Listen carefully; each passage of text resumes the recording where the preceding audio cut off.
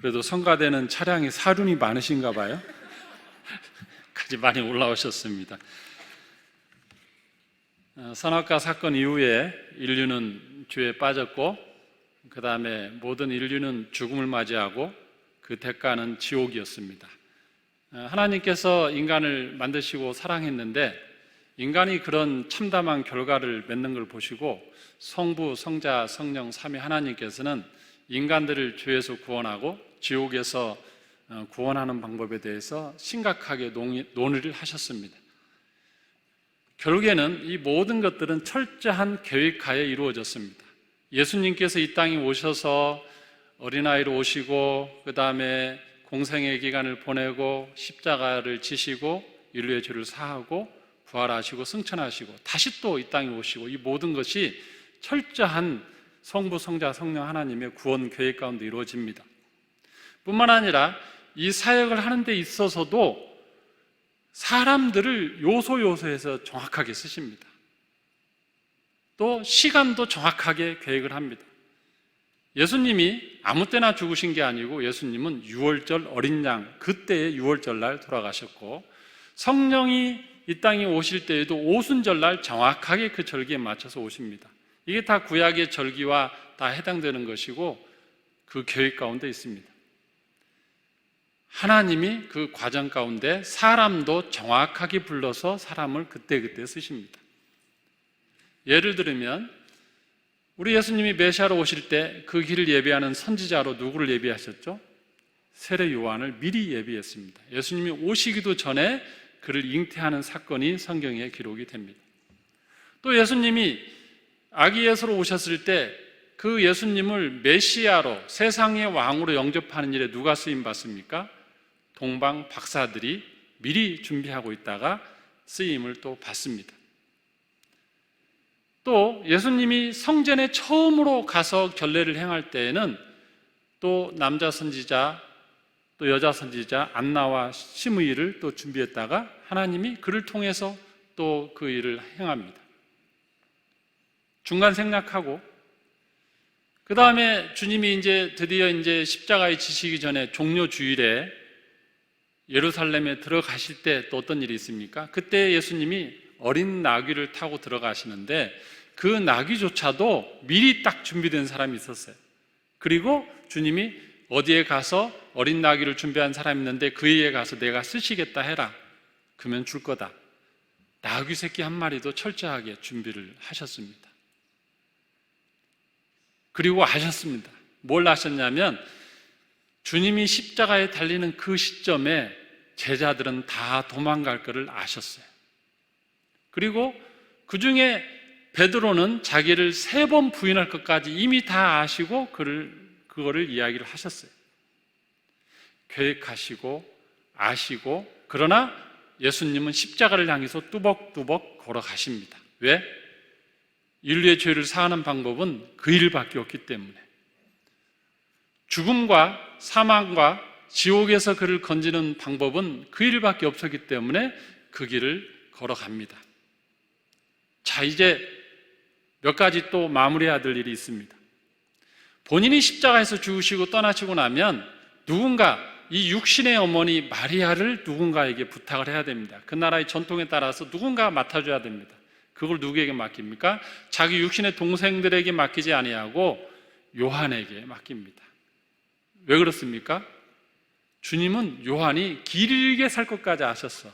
오래 살 것까지 아시고 너가 맡아라. 참 대단하죠? 다 아시고 다 계획하시고. 자, 드디어 이제 십자가에 돌아가실 때가 됐습니다. 영혼은 하나님께 맡깁니다. 내 영혼을 아버지 손에 부탁하나이다. 그러면 육체는 누군가에게 맡겨야 되잖아. 육체를 맡겨야 되죠. 부활하려면 육체가 있어야 돼요. 그 육체를 주일 아침 안식 후 첫날까지 그 일 맡길 그 3일간의 이 육체를 안전하게 보존해야 되는데 주님이 그 육체를 그냥 아무렇게나 어떻게 되겠지 하고 돌아가십니까? 어떨 것 같습니까? 지금 앞에 쭉 그 예수님이 하신 그 방법을 보면 철저하게 계획하고 철저하게 예비하고 철저하게 그 모든 미래를 보고 계시는데, 주님은 그때 누구를 준비했냐면 아리마대 요셉. 제자들은 다 도망갈 것이고 그들은 묘실도 없어요. 그런 능력도 없어요. 내가 로마 군인들에 의해서 그 모든 시신이 있을 때 그걸 빼갈 능력 있는 사람은 그래도 아리마대 요셉 정도, 빌라도에게 가서 그것을 청구할 사람은 아리마대 요셉 정도 권세와 돈과 어떤 인지도가 있는 사람이다. 그래서 그를 딱 예비해 놓으신 거죠. 모르겠습니다. 아리마대 요셉에게 십자가 전에 개인적으로 만나서, 야, 내가 십자가에 죽고 나면 너가 내 육체를 잘 보존해라, 부탁을 했는지 안 했는지는 성경에 기록 안 됐으니까 모르죠. 그러나 예수님은 분명한 것은 아리마대 요셉을 미리 지명하고 계셨다. 그 정도는 우리가 알 수 있죠. 이 숨겨진 제자, 이 아리마대 요셉에 대해서 계속 말씀드리고 있습니다. 지난주에 여기에 대해서 먼저 말씀드렸습니다. 아리마대 요셉을 살펴보는데 시기를 세 시기로 나눠서 보겠다. 첫째 시기는 십자가 사건이 있기 전에 아리마대 요셉은 어떠했는가. 두 번째는 십자가 사건이 있고 나서 부활 전까지는 아리마대 요셉은 어떻는가. 그리고 부활 이후에 아리마대 요셉은 어떤 사람인가. 이 세 시기로 나눠서 본다 했고, 지난주에 두 시기에 대해서 말씀을 드렸습니다. 기억나십니까? 지난주가 아니네. 2주 전이네요. 2주 전. 다 잊어버릴 때가 됐죠. 한번 더듬어 보겠습니다. 첫 번째 시기에는 아리마대 요셉은 4개의 성경에 다 기록이 됐어요. 그만큼 중요한 사건이고, 내 성경의 저자들이 그는 제자다 하고 인정을 했습니다. 그러니까 드러나지는 않았지만 이미 제자들도 인정했던 제자. 첫째는 바리새인이었어요. 예수님이 그렇게도 싫어했던 바리새인. 근데 예수님이 그 말은 믿었어요. 두 번째 누굽니까? 그는 부자였다고 나옵니다. 부자였다. 자기 개인 묘실을 갖고 있을 만큼 부자였습니다. 또 세 번째는 산헤드린 공의원이었습니다. 굉장한 권세, 입법, 사법, 행정을 가졌던 이스라엘의 그 예루살렘의 70명의 그 권세가 중에 한 명이었습니다. 뿐만 아니라 그는 하나님의 나라를 기다리는 자, 메시아를 기다리는 자. 그러면서 그가 보통 다른 권세가나 돈 있는 사람처럼 사람들을 핍박하거나 착취한 게 아니고 많은 사람들에게 사랑과 존경을 받았다 하겠습니다. 꽤 괜찮은 사람이죠. 근데 그의 딱 한 가지 단점이 하나 있습니다. 그건 뭐냐면 두려워했다. 예수님의 제자로 드러나서 그 모든 것을 잃어버릴까 두려워해서 숨었다. 그 하나의 단점은 딱 있습니다. 근데 왠지 예수님도 그 부분에 대해서는 그냥 모른 척 해주신 것 같아. 왜? 다음에 그가 헌신할 시간을 알고 있기 때문에. 자, 그러다가 드디어 예수님이 십자가 사건을 져야 되는 그 순간이 다가왔습니다. 드디어 그가 용기를 냅니다. 예수님을 산헤드린 공회에서 대제사장과 많은 그 공의원들이 예수를 어떻게 할 거냐, 신성모독인데, 거짓 선지자인데, 미혹하는 자인데 어떻게 할 거냐 할 때 그에 대한 처결을 내릴 때 이 아리마대 요셉은 반대 의견을 냅니다. 그 자리에서 그 의견을 내는 것은 쉽지가 않아요. 두 번째, 예수님이 십자가에 죽으시고 난 다음에 당돌하게, 성경에 보면 당돌하게 그랬습니다. 당당하게 빌라도에게 가서 그의 시신을 달라고 단판을 지어서 가지고 옵니다.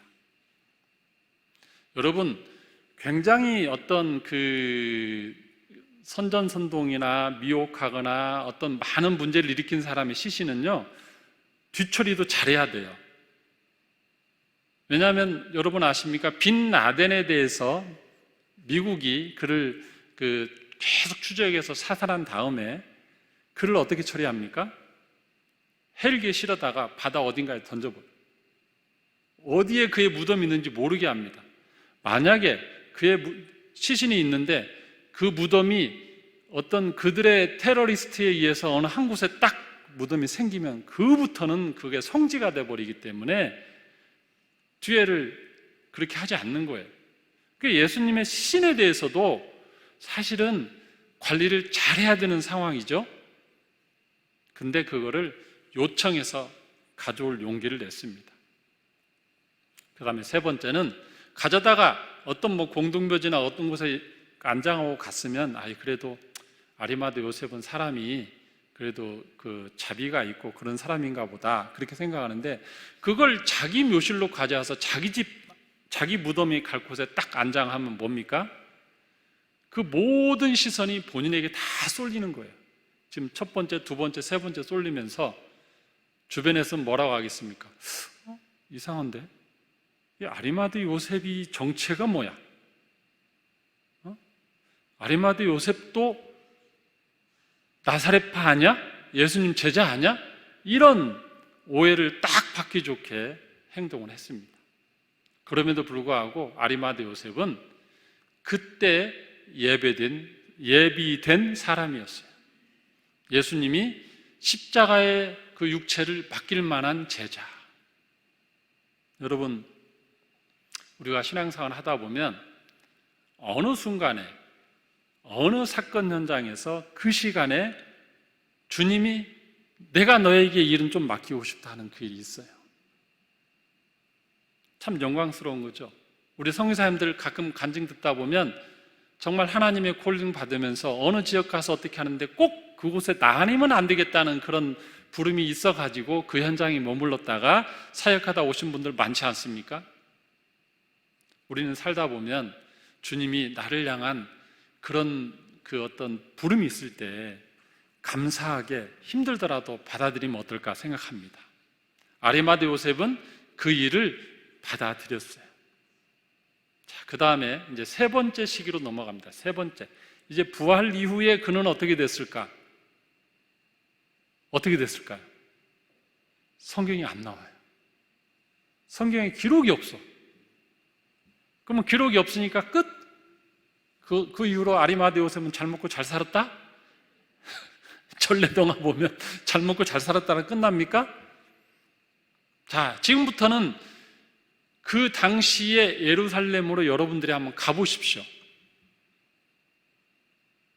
자, 먼저 산헤드린 공의의 입장입니다. 대제사장과 거기에서는 이 엄청난 민중들이 메시아라고 불렀던 이 선지자를 하나를 이제 십자가에 죽게 만들었는데 후폭풍이 있을 수 있어요. 밀란이 날 수도 있고. 그런데 다행히 지금 조용해.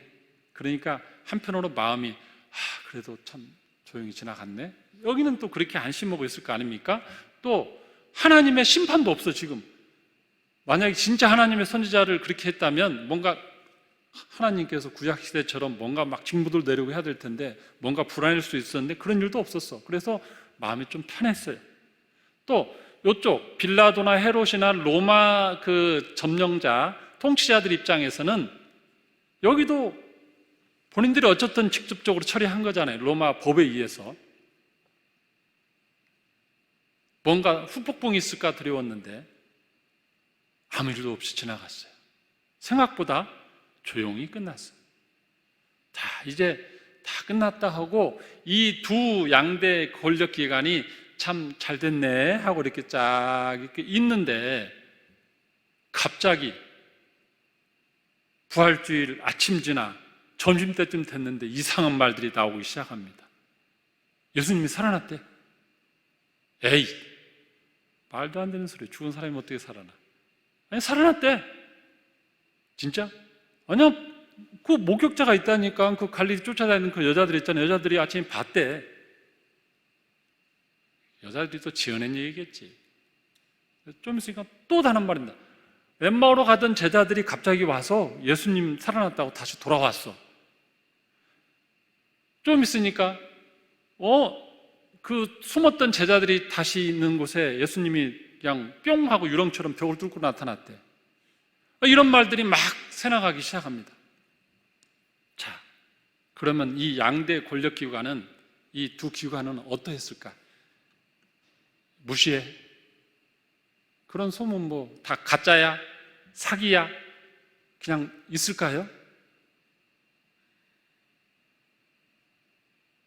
내가 대제사장이라면 제가 만약에 대제사장으로 한번 감정이입 해보겠습니다. 내가 대제사장인데 내가 최고로 그거를 의결해서 책임지고 처결했는데, 그리고 뭐 그 행위는 로마 병사가 했지만 결정은 대제사장인 내가 내렸는데, 아니 그 진짜 선지자가 생겨서 살아났다 부활했다고 막 여기저기 나타난다면 제가 밤참이 와요 안 와요? 안 오죠. 불안하죠. 그러면 사내들인 공유에서는 뭔가 대책을 다시 또 2차 대책을, 이 부활에 대해, 부활했다는 이 소문에 대해서 당연히 모임을 갖고 대책을 하겠죠. 그러면 또 저쪽 빌라도나 헤롯 쪽 로마 군사들은 비상, 뭔가 이상하다, 더 큰 사건이 일어날 것 같다. 왜요? 이스라엘 백성들이 드디어 흥분하기 시작했어요. 그 단서를 찾을 수 있는 구절이 뭐냐면, 주님이 승천하시려고 할 때 그때 많은 무리들이 몰려왔죠. 승천하시는 그 순간에 사도행전 1장에 보면 그때 이스라엘 백성들이 예수님에게 뭐라고 합니까? 주님, 하나님의 나라를 회복할 때가 오늘입니까? 예수님을 누구로 생각하냐면, 십자가에 갈 때는 너무 약했던 예수님, 아이고 선지자가 뭐 저래, 뭐 힘이 없네, 우리는 엘리야 정도는 될 줄 알았는데 했는데 돌아가셔서 낭망하고 있는데 부활하셨어. 근데 십자가 달리기 전보다 더 능력 있어. 막 벽도 막 뚫고 나타나셔. 와, 육체의 모습도 막 부활체의 모습이니까 또 다르죠. 어떻게 생각합니까? 제2의 모세, 제2의 출애굽, 드디어 로마로부터 다시 한번 그 옛날 애굽에서 우리가 해방되고 나라를 이뤘던 것처럼 다시 이 로마로부터 해방되는 그 이스라엘 나라를 회복하고 다시 다윗과 같은 왕국을 이룰 때가 이때 아닙니까? 그 일에 예수님이 하실 거죠? 한 거예요. 분위기를 아시겠죠? 그러면 로마 군대는 총비상이에요. 아마 그 지역의 백부장 군대뿐만 아니고 주변에서 빨리 긴급 요청해서 군대를 빨리 받아야 되는 상황이에요. 자, 이 정도 상황이 이제 어수선해졌어요. 우리는 부활 이후의 사건을 성경에서만 기록된 거 들어보면 조용히 이렇게 일어난 것 같지만 그 주변 예루살렘이라는 그 도시는 난리가 난 거죠, 지금. 그러면 자, 누가 책임져야죠. 여기에 대해서 누군가 지금 화살이 누군가로 가야죠. 예수님을 체포해서 다시 죽여? 부활하신 주님을 어떻게 잡아? 여기 잡아먹으면 그냥 저쪽으로 가고 벽을 또 그냥 나타나지도 않으시는데, 그럼 누군가 책임을 져야 되는데 그 책임자가 누구일 것 같습니까? 그 화살이 누구에게 가겠어요? 아리마대 요셉. 이건 뭐 그냥 물어보지 않아도 그 정황적으로 보면은 그냥 아리마대 요셉이 딱 이제 책임을 져야 되는 상황이에요. 네가 하필이면 그 시신을 가져가서 이 시신이 부활했다니까 너 시신 갖고 장난치든지 뭔가 지금 사건 친 거잖아요. 만약에 로마 병사들이 그거를 보관하고 관리를 따로 했다면은 그런 일이 안 일어났을 일을 네가 가져가서 뭔가 지금 사고 친 거 아니야. 아리마대 요셉이 다 책임을 져야 되는 상황이 되는 겁니다. 어째 동의가 좀 안 되시는 표정들을 다 사건적으로 그렇게 갈 수밖에 없어요. 자, 그 다음에는 제가 그래서 저도 상상력을 발휘하기도 한계가 있잖아요. 그래서 도대체 이때 당시에 초대교회에 어떤 자료들이 있는가 하고 자료들을 막 찾아봤어요. 다행히 요즘은 네이버 검색하면 자료도 많이 나오고 자료들이 많아요. 봐서 다 정황들을 보니까 이제 지금부터는 성경 얘기는 아니에요. 그 정황들이 초대교회에 기록됐던 문서들을 좀 나왔던 것을 근거로 해서 제가 또 이순직한 것을 정리를 했습니다. 결국에 로마 군사들이 출동해서 그 책임을 물어서 아리마대 요셉을 잡아갑니다.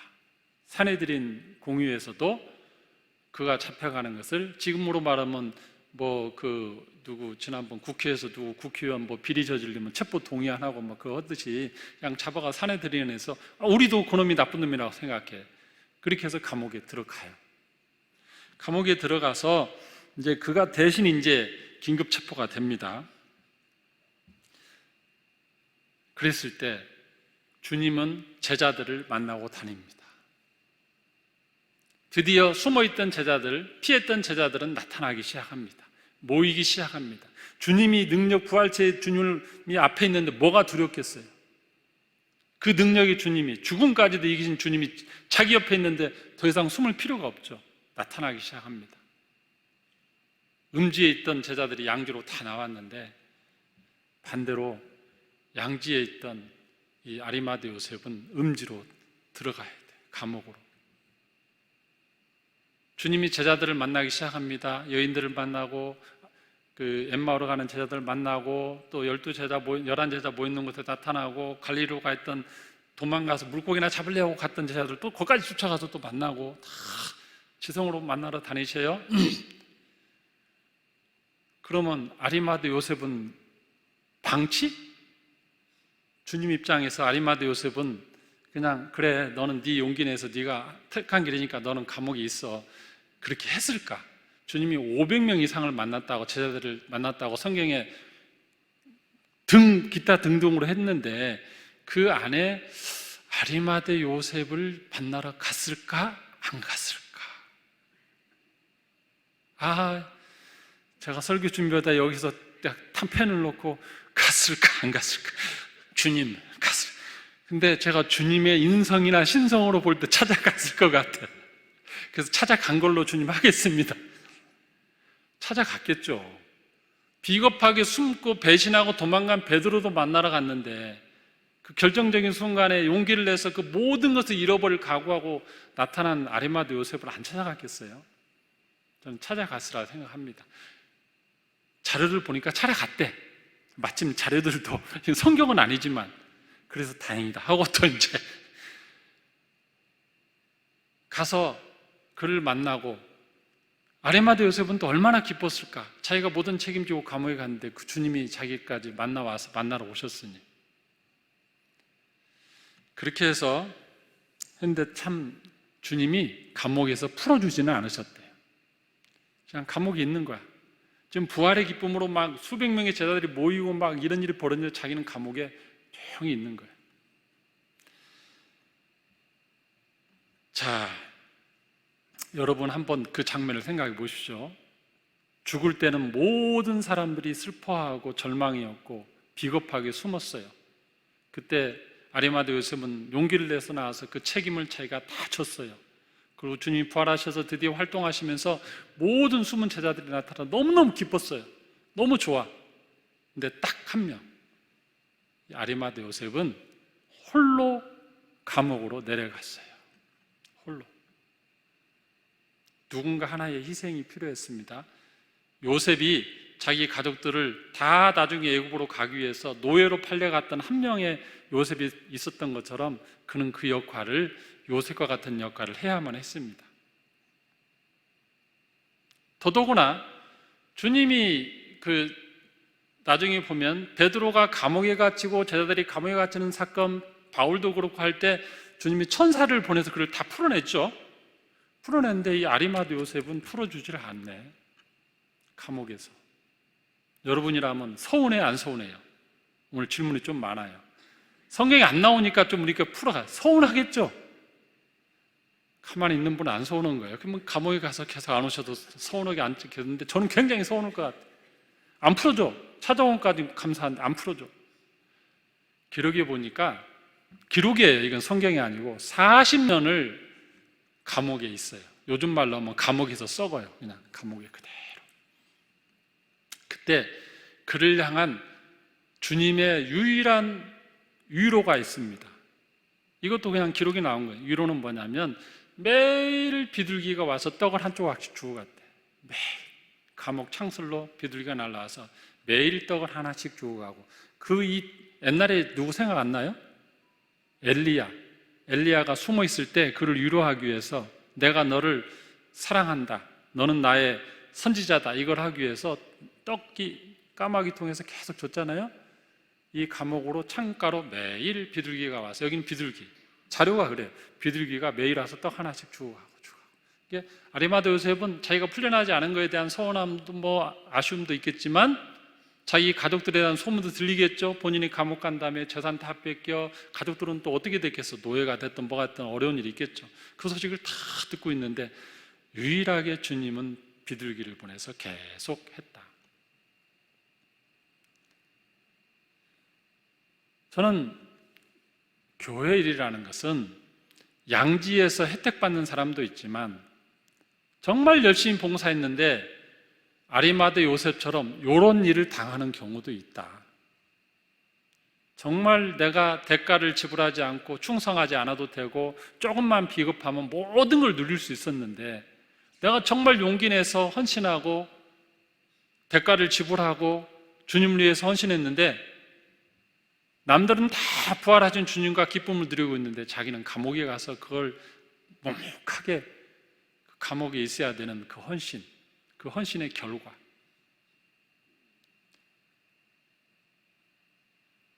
신앙생활을 하다 보면 그 위치에 가는 사람들이 꼭 있어요.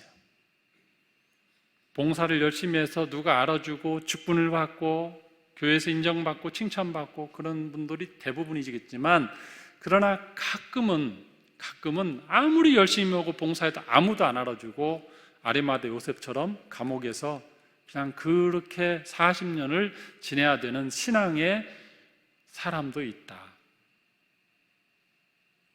내가 그 위치에 갔을 때 어떻게 해야 되는가?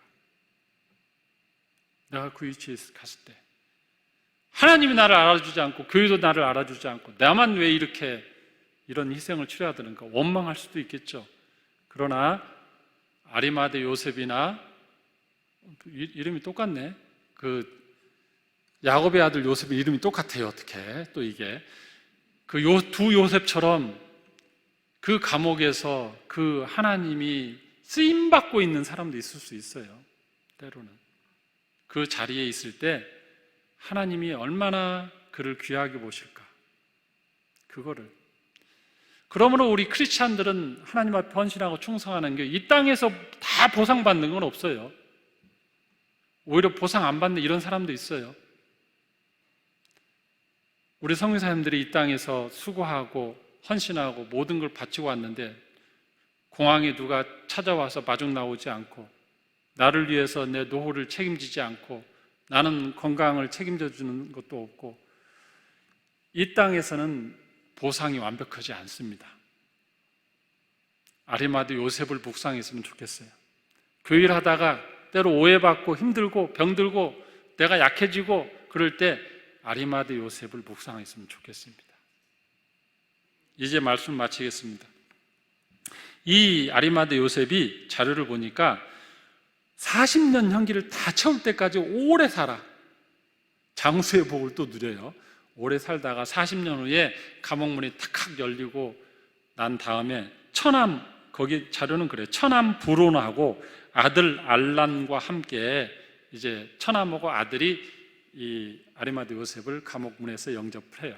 그리고 거기에는 더 이상 살 수가 없고 어디로 가냐면 잉글랜드, 지금 그 영국 지역이지, 잉글랜드 글래스턴베리라는 곳으로 갔다고 합니다. 그 자료예요. 거기 가서 작은 교회를 세우고 나머지 여생을 보내다 죽었다. 그가 그 감옥에 계속 있는 순간에 또 그가 노후까지 글래스턴 지역으로 또 그 사료가 진짜라면 갔을 때 여러분 세례 요한은 예수님 제자 요한은 96세까지 살면서 밤모섬에서 성경 쓰고 그걸 또 누리고 있었죠. 그러니까 또 요한도 또 감옥에 가서 또 그 일을 하고 있고 여기도 또 이런 곳에 가서 하고 있고 하나님 일을 충성스럽게 했는데 그런 노후가 있을 수도 있어요. 그러므로 우리가 하나님 앞에 헌신한 것을 이 땅에서 다 보상해 달라고 할 필요도 없고 이렇게 살다가 주님 앞에 갔을 때 주님이 얼마나 더 반갑게 맞을까? 이 땅에서 모든 보상을 받고 영광을 누렸던 헌신된 제자들이 그를 대하는 것보다 우리나라 말로 하면 버선발로 맞이한다잖아요. 버선발로.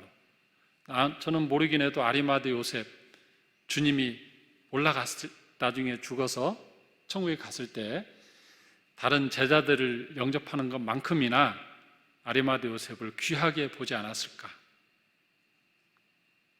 사랑하는 성도 여러분, 하나님 앞에 헌신할 때 때로는 열심히 봉사하고 헌신한 거 모든 걸 바쳤는데 그 반면에 나에게 돌아오는 것은 감옥일 수 있는 상황도 있을 수 있다. 그러나 그것도 귀한 거다. 그런데 천국에 가면 더 상급이 클 거다. 기도하겠습니다. 하나님 아버지 감사합니다. 아리마대 요셉을 살펴보면서 11명의 예수님의 다른 제자와는 또 다른 부분에서 쓰임받은 아리마대 요셉을 살펴봤습니다. 숨은 제자였고 처음에는 비겁한 제자였고 용기 없는 제자였는데 그러나 결정적인 순간에 주님 앞에 나타나서 주님의 모든 그 십자가 이후 부활까지를 책임지고 정리하였고 그 이후에 그 모든 책임을 지고 모든 것을 잃어버렸지만 그러나 그럼에도 불구하고 하나님 앞에 제자로 쓰임받은 아리마대 요셉, 오늘 이 아침에 저희가 묵상케 하시니 참으로 감사합니다. 이 땅에 있는 동안 드러나는 11명의 제자처럼 활동하지 않는다 할지라도 비록 내 이름이 드러나지 않는다 할지라도 아리마대 요셉처럼 숨겨진 곳에서 묵묵하게 쓰임받는 저희들 되게 하여 주시옵소서. 예수님의 이름으로 감사하며 기도하옵나이다. 아멘.